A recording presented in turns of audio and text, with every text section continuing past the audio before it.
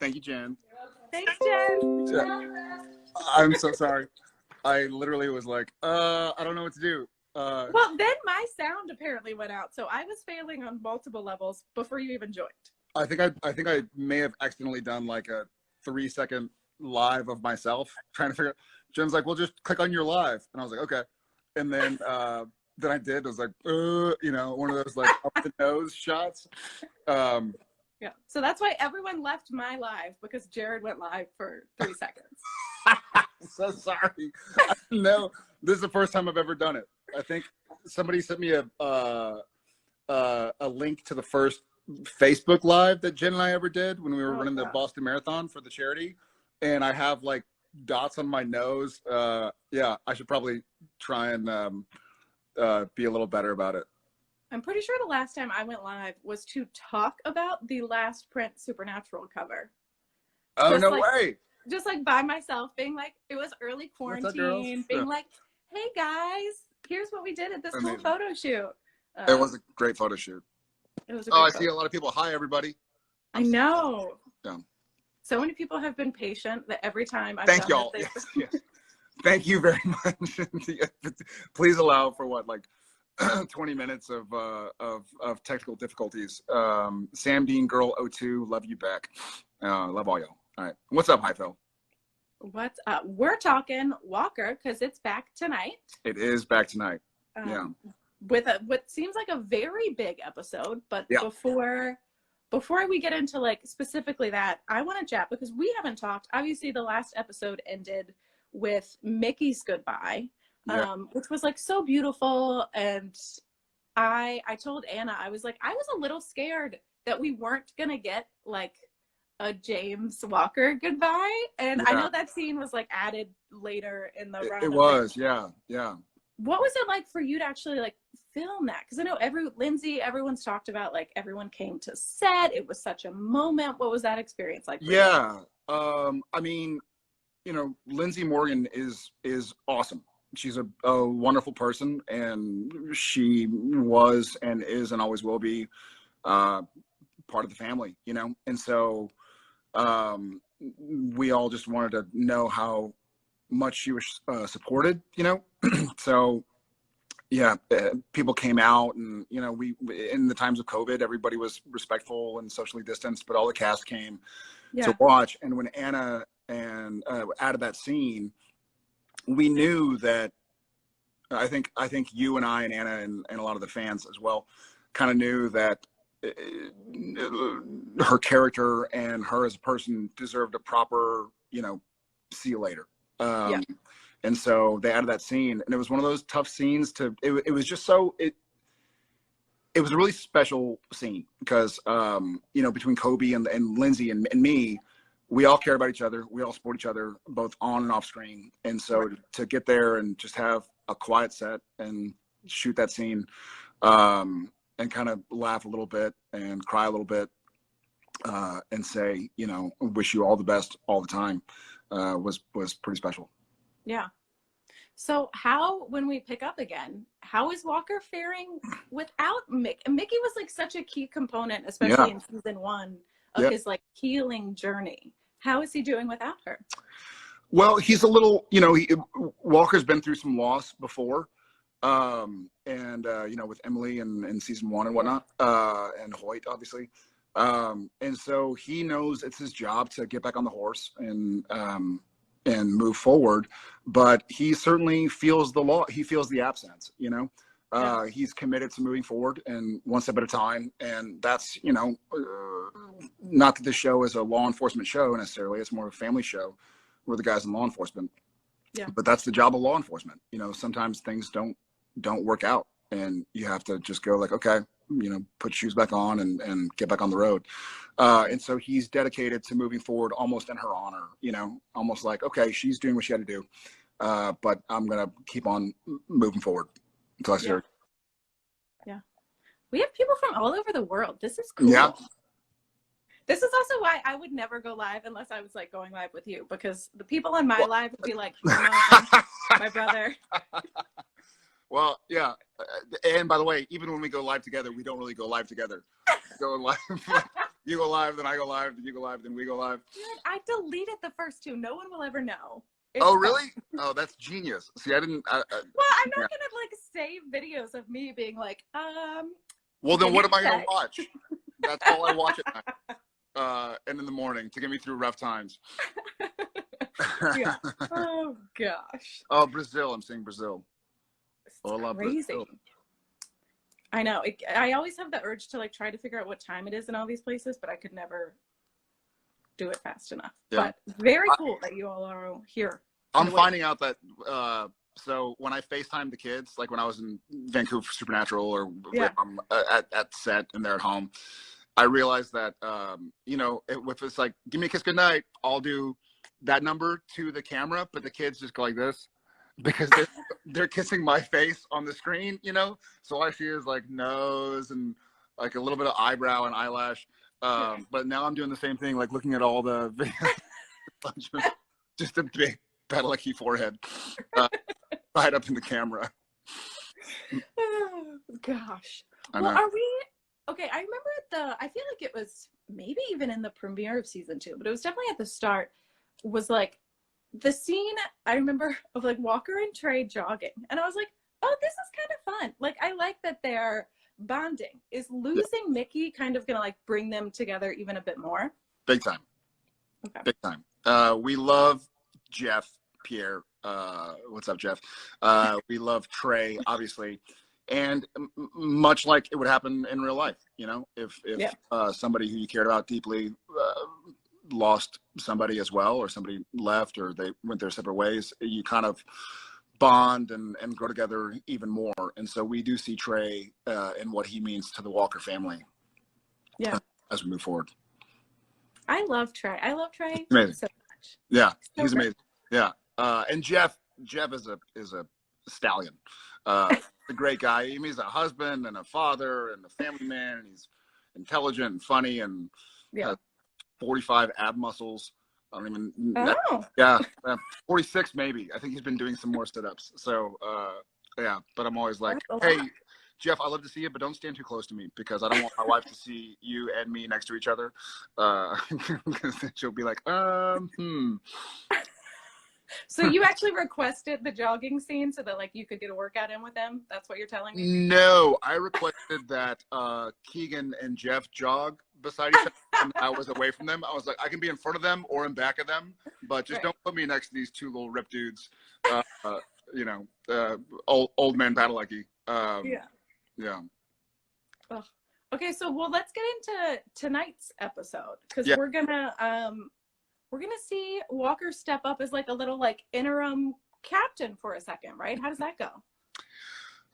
Well, it's not Walker's comfort zone, and he loves being the soldier, not the general, you know. And I know the feeling, you know. That's kind of where I was on Supernatural, you know, because obviously I'm a producer. Yeah. So I help call the shots. But on Supernatural, Jensen and I both were just sort of like, all right, you tell us what our job is and we'll do it. And that's where Walker is comfortable. And so having to step up and get out of his comfort zone to do just that and be interim captain makes him realize that maybe that's not the route he wants to go anyways. Like he's happy where he is on the ladder. Working to make the world a better place, doesn't want to be the one calling the shots with that responsibility. And it's a kudos to Kobe and Captain James that they do take that responsibility to kind of call the shots. Yeah. I also just love that you're showing that storyline on a show because I feel like it's so rarely shown that like someone doesn't want to climb a ladder in any sort of like job. Yeah. And I feel that way personally. I'm like, I don't know that I ever need to like really climb. Like I'm kind of happy where I am. Yes. I think it's a great lesson, and it's fun to see this guy Walker, who's, you know, a father and a friend and a son and a ranger, but he's sort of like, hey, my plate's already full. Like I don't, you know, I'm getting enough to eat. I don't need more, you know. So. It's been fun to play with. I'm seeing all y'all's stuff going. I don't know if there's like different settings, but I just want to say to everybody who's watching, love you. I see Jared kiss, but loving that y'all are here. Thank y'all. It's crazy. They really like you. Did you know? I don't know. I family. Yeah, it's your thousands of family members. Yes. Of all sides. Yeah. Yeah. Okay, my biggest question. Yeah. Is when will Walker listen to Liam about the Davidsons? Because I feel like I think I am Liam. Like I too am screaming, and I'm like, stop trusting these people. Yeah. So trustworthy. I think Walker wants to be the peacemaker. You know, I mean, that's his nature and it's his nurture. You know, as a law enforcement official, it's your job to peace. And you know, him having a childhood relationship with Denise Davidson makes him go like, oh, well, she's not too bad. You know, I remember, like, she can't be too bad, and she wouldn't have married a bad guy, and you know, her mom is, but she's fine. Like, she's no harm.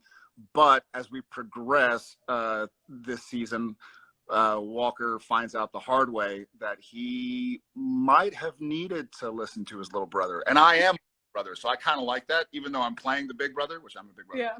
But I kind of like, yeah, little brother's right. I'm going to tell my brother, older brother Jeff, like, hey, see, like life imitates art, art imitates life. Yeah. Brother.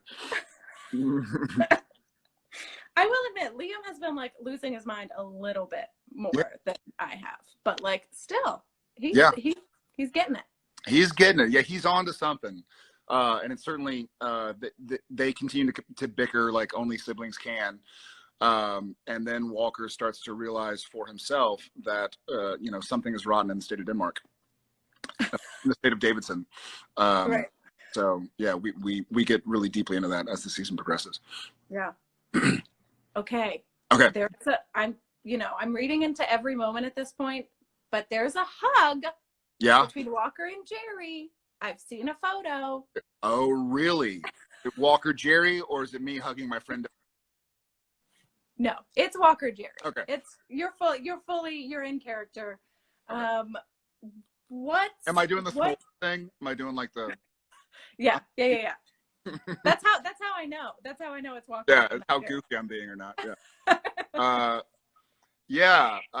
Walker loves Jerry. Jerry loves Walker. They share, you know, they're members of a club that no one wants to be a member of, which is they lost, you know, their best person.